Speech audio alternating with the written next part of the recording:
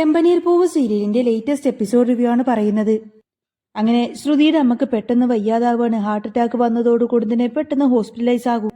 ഇനി ശ്രുതിയുടെ അമ്മ അധിക കാലമൊന്നും ജീവിച്ചിരിക്കില്ലെന്നും അവർക്ക് പ്രത്യേകം കെയർ കൊടുക്കണമെന്ന കാര്യങ്ങളൊക്കെ ഡോക്ടേഴ്സ് ശ്രുതിയോട് പറയുന്നുണ്ട്.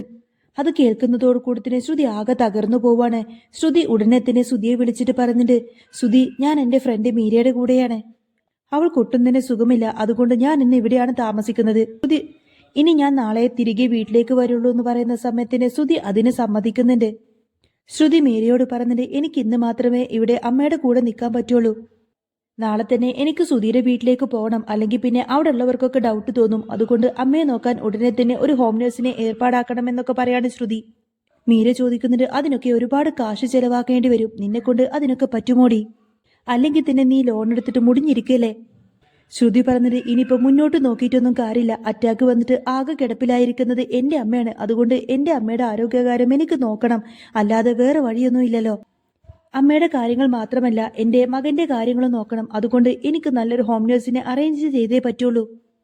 മാസം 40,000 രൂപയല്ലേ, അത് കൊടുക്കാനും ഞാൻ റെഡിയാണെന്നൊക്കെ പറയാണ് ശ്രുതി.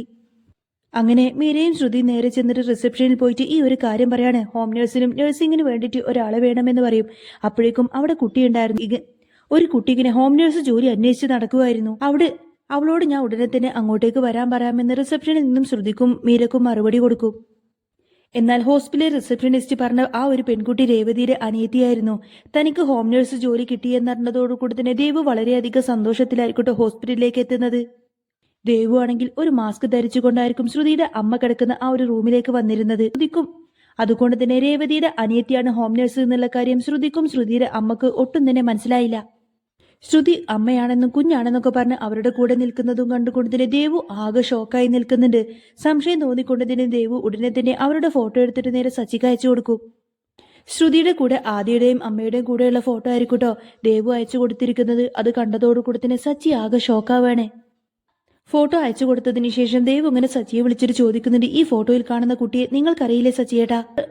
ഞാൻ ഇവിടെ തൊട്ടടുത്തുള്ള ഹോസ്പിറ്റലിലേക്ക് ഒരു ജോലിക്ക് വേണ്ടി വന്നിരിക്കുകയാണ്. ഹോം നേഴ്സിന്റെ ജോലിയാണ്, ഒരാളെ പരിചരിക്കാൻ വേണ്ടി. പേഷ്യന്റിന്റെ കൂടെ ഇരുന്ന് ജോലി ചെയ്യണം. എന്നെങ്കിൽ ആ പേഷ്യന്റ് ആരാണെന്ന് അറിയാമോ? അത് ശ്രുതിയുടെ അമ്മയാണെന്ന് പറയാണ് ദേവു. സച്ചേട്ടാ, അവളുടെ യഥാർത്ഥ പേര് ശ്രുതി എന്നൊന്നുമല്ല. അവളുടെ യഥാർത്ഥ പേര് ഹോസ്പിറ്റലിൽ കൊടുത്തിരിക്കുന്നത് കല്യാണി എന്നാണ്. അവളുടെ അമ്മയും അവളെ വിളിക്കുന്നത് കല്യാണി എന്ന് തന്നെയാണ്. ഇത് കേട്ടപ്പോ ഞാൻ ശരിക്കൊന്ന് ഞെട്ടിപ്പോയി സച്ചിയേട്ടാ. പിന്നെ ആ കുഞ്ഞ് അവളുടെ സ്വന്തം കുഞ്ഞാണെന്നാ പറഞ്ഞത്. ഇനി ബാക്കി ഡീറ്റെയിൽസ് ഒക്കെ കളക്ട് ചെയ്തിട്ട് ഞാൻ സച്ചിയേട്ടനെ വിളിക്കാമെന്നൊക്കെ ദേവു പറയുന്ന സമയത്തന്നെ ഇതൊക്കെ കേട്ട് ആകെ ഞെട്ടിത്തെറിച്ച് നിൽക്കുമായിരിക്കും സച്ചി. സച്ചി ചോദിക്കുന്നുണ്ട്, അല്ല ദേവു, നീ എന്തിനാ ഇങ്ങനെ ഹോം നേഴ്സിന്റെ ജോലിക്കൊക്കെ പോകുന്നത്? നിനക്ക് അങ്ങനെ കാശിന് അത്യാവശ്യമുണ്ടെങ്കിൽ നീ അങ്ങനെയുള്ള ജോലിക്കൊന്നും പോവണ്ട. നിനക്കുള്ള കാശൊക്കെ ഞാൻ അയച്ചു തരാം. ദേവു പറയുന്നുണ്ട്, അയ്യോ സച്ചിയേട്ടൻ തൽക്കാലം ഇപ്പൊ ഇങ്ങോട്ടേക്ക് വരണ്ട. പിന്നെ ഈ ജോലി ചെയ്യുന്നതിൽ എനിക്ക് യാതൊരു ബുദ്ധിമുട്ടും ഇല്ല. ശ്രുതി ആരാണെന്നും എന്തൊക്കെ കള്ളത്തരങ്ങളാണ് അവൾ ഒളിപ്പിച്ചു വെക്കുന്നത് എന്നുള്ള കാര്യങ്ങളൊക്കെ ഞാൻ കണ്ടുപിടിച്ചിട്ട് സച്ചിയേട്ടനോട് പറഞ്ഞോളാം. അല്ലെങ്കിലും അവളെ കണ്ടപ്പോഴേ അവളുടെ കാര്യത്തിൽ എനിക്ക് ചില ഡൗട്ട് ഉണ്ടായിരുന്നു എന്നിങ്ങനെ ദേവു പറയുന്ന സമയത്തിന് സച്ചി പറയുന്നുണ്ട്, നിനക്ക് മാത്രമല്ല ആ ഡൗട്ട് ദേവു, അവളൊരു പക്ക ഫ്രോഡാണെന്നുള്ള കാര്യം എനിക്ക് പണ്ടേ അറിയാമായിരുന്നു. നീ സൂക്ഷിക്കണം ദേവു എന്നൊക്കെ പറഞ്ഞുകൊണ്ടായിരിക്കട്ടെ സച്ചി ഫോൺ കട്ട് ചെയ്യുന്നത്. ദേവു ആണെങ്കിൽ ഫോണിൽ വീഡിയോ റെക്കോർഡറെല്ലാം ഓൺ ചെയ്തതിനു ശേഷമായിരിക്കും ശ്രുതിയുടെ അമ്മയുടെ മുറിയിലേക്ക് കടന്നു വരുന്നത്. ദേവു വന്നു പറഞ്ഞിട്ട്, എന്നെയാണ് മാഡം നിങ്ങൾ ഹോം നേഴ്സായിട്ട് ഇവിടെ അപ്പോയിന്റ് ചെയ്തേക്കുന്നത് എന്നിങ്ങനെ പറയുന്ന സമയത്ത് തന്നെ ദേവു മാസ്ക് ധരിച്ചത് കൊണ്ട് ശ്രുതിക്ക് അവളെ ഒട്ടും തന്നെ മനസ്സിലായില്ല. ശ്രുതി പറഞ്ഞത്, ഈ കിടക്കുന്നത് എന്റെ അമ്മയാണ്, നിങ്ങൾ ഇവരെ നന്നായിട്ട് നോക്കണം. ഞാൻ നാളെ ഇവിടെ നിന്നും പോവും. അമ്മയുടെയും മോന്റെയും കാര്യങ്ങളൊക്കെ നീ ഏറ്റെടുത്ത് നോക്കണമെന്നൊക്കെ പറഞ്ഞു കൊടുക്കാട്ടോ. ശ്രുതി ആ സമയത്തിന് ആദ്യമോൻ ഓടി വന്നു കൊടുത്തിട്ട് ശ്രുതിയെ കെട്ടിപ്പിടിച്ചു കൊടുത്തിട്ട് പറഞ്ഞിട്ട്, അയ്യോ അമ്മ ഇവിടെ നിന്നും പോവരുത്, അമ്മ ഇവിടെ തന്നെ നിൽക്കണമെന്നൊക്കെ പറഞ്ഞുകൊണ്ട് ആദ്യമോന് ഭയങ്കര കരച്ചിലായിരിക്കും. ഈ ഹോം നേഴ്സ് ഞങ്ങൾ നോക്കുന്നതൊന്നും എനിക്കിഷ്ടമല്ല, എനിക്ക് എന്റെ അമ്മയെ തന്നെ നോക്കിയാൽ മതി എന്നൊക്കെ പറഞ്ഞ് ആദ്യക്കുട്ടം കരയാണ്. അമ്മമ്മക്ക് വയ്യാതിരിക്കുന്നല്ലേ, അതുകൊണ്ട് അമ്മയും കൂടി എന്നെ വിട്ട് പോവരുത് എന്നൊക്കെ പറഞ്ഞ് ആദ്യക്കുട്ടൻ ശ്രുതി അങ്ങനെ കെട്ടിപ്പിടിച്ച് കരയുന്നതും കണ്ടുകൊടുത്തിനെ ഒട്ടും വിശ്വസിക്കാൻ കഴിയാതെ ഇങ്ങനെ ഷോക്കേറ്റതുപോലെ നിൽക്കുമായിരിക്കും ദേവു. ദേവു ചോദിക്കുന്നുണ്ട്, അല്ല കല്യാണി മാഡം, ഇതേതാ ഈ കുട്ടി എന്ന് ചോദിക്കുന്ന സമയത്തിന്റെ ശ്രുതി പറഞ്ഞിട്ട്, അത് അവൻ വിളിച്ചത് കേട്ടില്ലേ, അവന്റെ അമ്മയാണ് ഞാന്. എന്നാൽ ശ്രുതി പറയുന്ന കാര്യങ്ങളെല്ലാം തന്നെ അവൾ അറിയാതെ ദേവു ഫോണിൽ റെക്കോർഡ് ചെയ്യുന്നുണ്ടായിരുന്നു. മാഡം, ശരി മാഡം, മാഡം പറയുന്നത് പോലെ ഞാൻ ഇവരുടെ കാര്യങ്ങളെല്ലാം നോക്കിക്കോളാം എന്ന് പറയുന്ന സമയത്തിന് നിന്റെ പേരെന്താണെന്ന് ചോദിക്കാണ് ശ്രുതി. എന്നാൽ ദേവു തന്റെ സ്വന്തം പേര് പറയാതെ എന്റെ പേര് ഗീത എന്നാണെന്നൊക്കെ കള്ളം പറയുന്നുണ്ട്. അതിനുശേഷം മുറിയിൽ നിന്ന് പുറത്തേക്ക് പോകുന്നതിന് ശേഷം ദേവു എടുത്തുവെച്ച വീഡിയോസ് എല്ലാം തന്നെ സച്ചിക്ക് അയച്ചു കൊടുക്കും. എന്നാൽ തന്റെ ഫോണിലേക്ക് ആ ഒരു വീഡിയോ കണ്ട ഉടനെ തന്നെ സച്ചി ആകെ ഞെട്ടിപ്പോകുന്നുണ്ടെന്ന് മാത്രമല്ല, ഉടനെ തന്നെ ആ ഒരു വീഡിയോസ് എല്ലാം രവീന്ദ്രന് കാണിച്ചു കൊടുക്കും. അത് കണ്ടതോടുകൂടി തന്നെ സത്യം എല്ലാവർക്കും മനസ്സിലാവാണ്. സച്ചിക്ക് ഭയങ്കര അങ്ങ് ദേഷ്യം വരാണ്. സച്ചി പറഞ്ഞിട്ട്, കണ്ടില്ലേ അച്ഛാ, ഇവൾക്ക് നേരത്തെ തന്നെ ഒരു കുഞ്ഞുണ്ടായിരുന്നു, നേരത്തെ ഇവളുടെ കല്യാണം കഴിഞ്ഞതായിരുന്നു, ഇവൾ നമ്മളോട് പറഞ്ഞതെല്ലാം തന്നെ പച്ച കള്ളമാണ്. അമ്മ മരിച്ചുപോയിന്നും അച്ഛൻ മലേഷ്യയിലാണെന്നൊക്കെയല്ലേ നമ്മളോട് പറഞ്ഞത്. എന്നാ അവളുടെ അമ്മ ഈ ഗ്രാമത്തിൽ തന്നെ ഉണ്ടായിരുന്നു. നമ്മുടെ കുടുംബത്തെ മൊത്തം കള്ളം പറഞ്ഞ് പറ്റിച്ചിരിക്കുകയാണ് അവള്. എന്നാൽ ആ വീഡിയോ കണ്ട ഉടനെ തന്നെ രവീന്ദ്രൻ ഷോക്കേറ്റതുപോലെ സോഫയിൽ നിന്നങ്ങ് ചാടി എഴുന്നേൽക്കും. എന്നിട്ട് ചന്ദ്രമതിയോട് പൊട്ടിത്തെറിപ്പിച്ചുകൊണ്ട് തന്നെ പറഞ്ഞിട്ട്, എടി ചന്ദ്രേ, നീ ഒരൊറ്റ ഒരുത്തിയടി എന്റെ കുടുംബത്തിന് ഈ ഒരു ഗതി വരാൻ കാരണക്കാരി. മലേഷ്യയിൽ നിന്ന് കല്യാണത്തിന് മുൻപേ ശ്രുതിയുടെ അച്ഛനെയും അമ്മയും ഇങ്ങോട്ടേക്ക് വിളിച്ചോണ്ട് വരാൻ ഞാൻ പറഞ്ഞിരുന്നതല്ലേ. അന്നൊന്നും നീ അത് കേട്ടില്ല. അവര് വന്നതിന് ശേഷം മാത്രം മതി ശ്രുതിയുടെ കല്യാണം എന്ന് നിന്നോട് ഞാൻ എത്ര തവണ പറഞ്ഞു.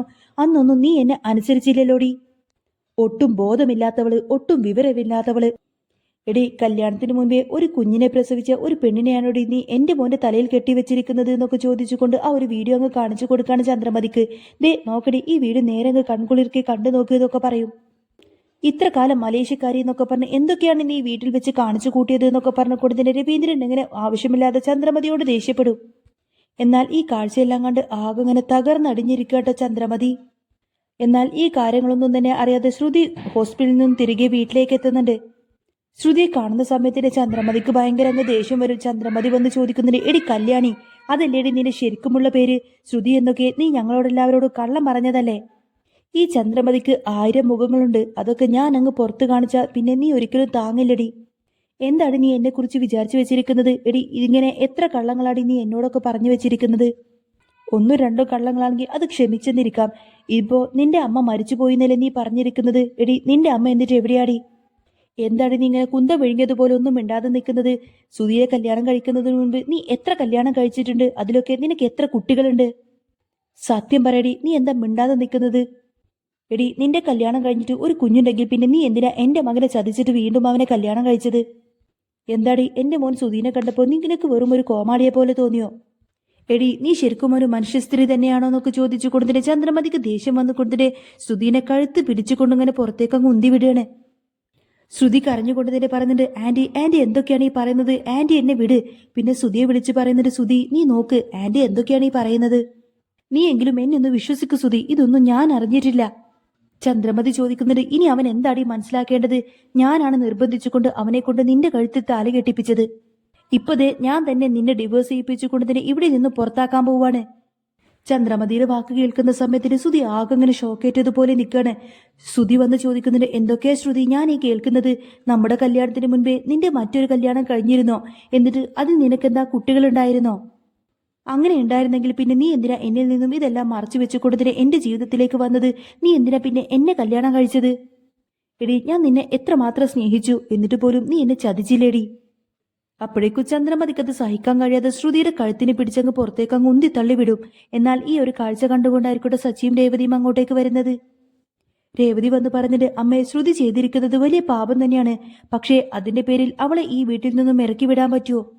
ഇതിന്റെ പേരിൽ അവൾ എന്തെങ്കിലും കടുങ്കൈ ചെയ്താൽ പിന്നെ അമ്മ അതിന് സമാധാനം പറയേണ്ടി വരില്ലേ? രേവതി അതിനെ തടയുന്ന സമയത്തിന് ചന്ദ്രമതി പറഞ്ഞിട്ട്, എന്റെ മോന്റെ ജീവിതം തകർത്തവളാണ് ശ്രുതി. അങ്ങനെയുള്ളവളൊക്കെ ചാവുന്നത് തന്നെയാടി നല്ലത്. എടി, പൂ കെട്ടുന്നവളെ, ആ നാശം പിടിച്ചവളെ സപ്പോർട്ട് ചെയ്യാനാണ് നീ ഇങ്ങോട്ടേക്ക് വരുന്നതെങ്കിൽ പിന്നെ നിന്റെ ഗതി ഇതായിരിക്കും എന്നൊക്കെ പറഞ്ഞ് ചന്ദ്രമതി ദേഷ്യപ്പെടാണ് രേവതിയുടെ അടുത്ത്. അന്നേരം സച്ചി ചോദിക്കുന്നത്, നിനക്ക് വേറെ പണിയൊന്നുമില്ലേ രേവതി? നമ്മുടെ ആദിമോന്റെ അമ്മയാണ് ഇപ്പോ ഇവിടെ നിന്നും പടിയിറങ്ങി പോയിരിക്കുന്ന ശ്രുതി. അവൾ ആദ്യം പോയിട്ട് അവളെ സ്വന്തം മകനെ പോയി നോക്കി വളർത്തട്ടെ. പിന്നെ ഇവനും അത്ര നല്ലവനൊന്നും അല്ലല്ലോ. സ്വന്തം അച്ഛനെ പറ്റിച്ചവനാണ് ഈ ഓട്ടുകാലി. അവൻ ചെയ്തതിന്റെ കർമ്മഫലം തന്നെയാണ് അവൻ ഇപ്പൊ അനുഭവിച്ചുകൊണ്ടിരിക്കുന്നത്. അവർ ചെയ്തതിനൊക്കെ അവരനുഭവിച്ചോട്ടെ. നീ ഏതായാലും അവരുടെ കാര്യത്തിൽ വെറുതെ ഇടപെടാനൊന്നും നിൽക്കണ്ട. വെറുതെ ഇടപെട്ടാ പിന്നെ അമ്മ നിന്നെ വഴക്ക് പറയില്ലേ? ശ്രുതിയാണെങ്കിൽ ചന്ദ്രമതി അവിടെ നിന്ന് പടിയിറക്കി വിട്ടത് കൊണ്ട് തന്നെ നേരെ തിരിച്ച് വീട്ടിലേക്ക് വരികയാണ്. ശ്രുതി പറയുന്നുണ്ട്, ഞാൻ കല്യാണിയാണെന്നും എനിക്കൊരു മകനുണ്ടെന്നും എന്റെ അമ്മ ജീവിച്ചിരിപ്പുണ്ട് എന്ന കാര്യമെല്ലാം തന്നെ ശ്രുതിയുടെ വീട്ടിൽ എല്ലാവരും അറിഞ്ഞു. എന്നാലും ഈ ചതി എന്നോട് ആരാണ് ചെയ്തതെന്ന് ഇപ്പോഴും മനസ്സിലാവുന്നില്ലല്ലോ. ശ്രുതിക്ക് ആകെ സംശയമായിരിക്കും. ശ്രുതി അത് തന്നെ ഇങ്ങനെ മനസ്സിലിട്ടുകൊണ്ട് ചിന്തിച്ചുകൊണ്ട് നിൽക്കുകയാണ്. ചന്ദ്രമതി പറഞ്ഞിട്ട്, രവിയേട്ട, ഇനി ഏതായാലും എന്നെ ചതിച്ചവളെ ഞാൻ വെറുതെ വിടാനൊന്നും പോകുന്നില്ല. അവൾക്കെതിരെ ഞാൻ ഒരു കേസ് കൊടുക്കാൻ പോവാണ്. അവൾ എന്നെ ചതിച്ചു. അവൾ വലിയ കോടീശ്വരിയാണെന്നാ ഞാൻ വിചാരിച്ചത്. അതുകൊണ്ട് തന്നെ അവളുടെ കയ്യിൽ നിന്നും കോടികൾ നഷ്ടപരിഹാരമായി വാങ്ങിച്ചെടുക്കണം. അല്ലെങ്കിൽ പിന്നെ അവൾ നേരെ കോടതി കയറ്റണം. എന്നിട്ട് വലിയൊരു പണക്കാരിയെ കൊണ്ടുവന്നിട്ട് എന്റെ സുതിമോന്റെ കല്യാണം ആർഭാടമായിട്ട് തന്നെ ഈ ചന്ദ്രമതി നടത്തും.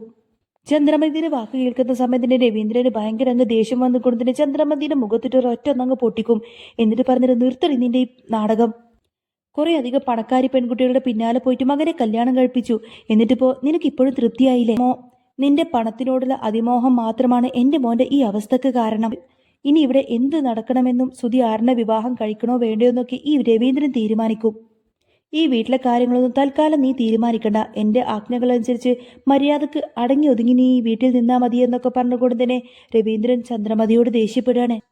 രവീന്ദ്രന്റെ കയ്യിൽ നിന്നും കണക്കിന് കിട്ടിയത് കൊണ്ട് തന്നെ ആകെ തകർന്നടിഞ്ഞ മനസ്സുമായി നിൽക്കുന്ന ചന്ദ്രമതിയെ കാണിച്ചുകൊണ്ടാണ് കേട്ടോ എപ്പിസോഡ് പൂർണ്ണമാവുന്നത്. അപ്പോൾ നിങ്ങൾക്ക് ഈ ഒരു ചാനൽ ഇഷ്ടമായി എന്നുണ്ടെങ്കിൽ എന്നും ഇതേപോലെ തന്നെ റിവ്യൂസൊക്കെ കേൾക്കാൻ താല്പര്യമുണ്ടെങ്കിൽ തീർച്ചയായിട്ടും നിങ്ങൾ എൻ്റെ ചാനൽ സബ്സ്ക്രൈബ് ചെയ്ത് സപ്പോർട്ട് ചെയ്യാൻ മറക്കല്ലേ.